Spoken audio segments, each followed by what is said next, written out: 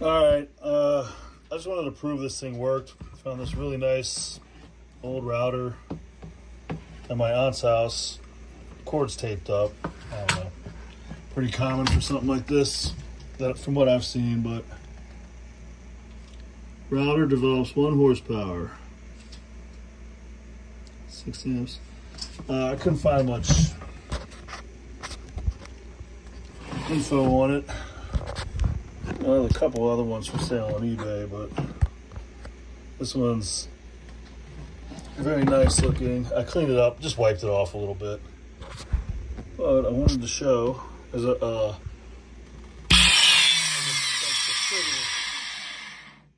trigger, and this a lot of torque in it, but I don't really have anything to test it on. I guess.